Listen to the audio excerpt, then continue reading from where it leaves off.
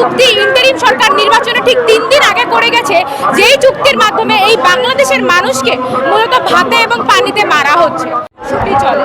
সেই সংসদে আমরা সরকারি দল এবং বিরোধী দলকে নানা জিনিস নিয়ে বিরোধিতাও করতে দেখি, কিন্তু আপাত দৃষ্টিতে বিরোধিতা করলেও ওই যে সংসদটা আসলে জনগণের পক্ষে কথা বলে না বিরোধী দল বলে না সরকারি দল। আমরা দেখলাম যে জামাত এই চুক্তির বিষয়ে কথা বলছে যে তাদেরকে অন্তর্বর্তীকালীন সরকার এই বিষয়ে অবগত করেনি, আলাপ করেনি, তাহলে তাদেরকে এটা নিয়ে বিরোধিতা করার কথা, কিন্তু তারা সেই বিরোধিতা করছে না। আমরা দেখছি যে আমাদের প্রধানমন্ত্রী তারেক রহমান বারবার বলছে যে তার যে চেয়ারটা বেশ গরম, এই চেয়ারটাতে বেশ উত্তাপ, তাহলে এই উত্তাপ বা ওই চেয়ার পর্যন্ত তাকে যদি জনগণ নিয়ে যায়, জনগণ যদি তার ক্ষমতার উচ্চ হয়, তাহলে আসলে সকল গণবিরোধী চুক্তির বিরুদ্ধে তার আওয়াজ তোলার কথা ছিল। কিন্তু আমরা দেখলাম এমন একটা চুক্তি ইন্টারিম সরকার নির্বাচনে ঠিক 3 দিন আগে করে গেছে, যেই চুক্তির মাধ্যমে এই বাংলাদেশের মানুষকে মূলত ভাতে এবং পানিতে মারা হচ্ছে, যেই চুক্তি বাংলাদেশের শিল্প খাত ধ্বংস করবে, কৃষি ধ্বংস করবে, পোল্ট্রি ধ্বংস করবে, ওষুধ শিল্প ধ্বংস করবে, যা বাংলাদেশের স্বাধীনতা এবং সার্বভৌমত্বকে ঝুঁকির মধ্যে ফেলে দিচ্ছে।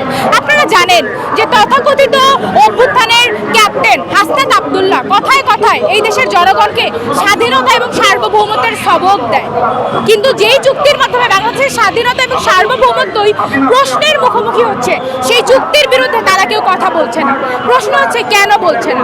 বলছে না কারণ একবার তো তারা নির্বাচনে জিতে চলে এসেছে, পরবর্তীতে ক্ষমতার ওই চেয়ারটা ধরে রাখার জন্য তাদের আসলে সাম্রাজ্যবাদী গোষ্ঠীগুলোর হাতেই ধরা পড়তে হবে, তাদের দিকেই তাকিয়ে থাকতে হবে। জনগণ আর তাদের ক্ষমতা না, জনগণের উপরে তারা ভর করে না। এই কারণে দেশের জনগণের যত যাই ক্ষতি হোক সেটা তাদের কাছে মুখ্য না, তাদের কাছে মুখ্য ওই চেয়ারটা ধরে রাখা। এর জন্য তারা কখনো মার্কিনীদের দালালি করবে, কখন ভারতীয়দের দালালি করবে।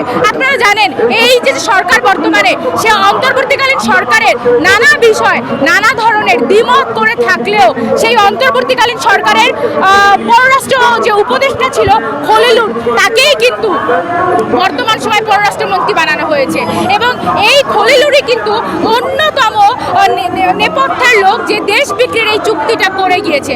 সুতরাং বিএনপি সরকার খলিলুরকে রেখেছে কেবলমাত্র এই চুক্তিটাকে পাহারা দেওয়ার জন্য, যাতে করে দেশের জনগণের স্বার্থের দিকে না তাকিয়ে ওই ডোনাল্ড ট্রাম্প, ওই যুদ্ধবাজ গণহত্যাকারী সাইকো ডোনাল্ড ট্রাম্পের স্বার্থ রক্ষার জন্যই এই সরকার, এই সংসদ কাজ করছে।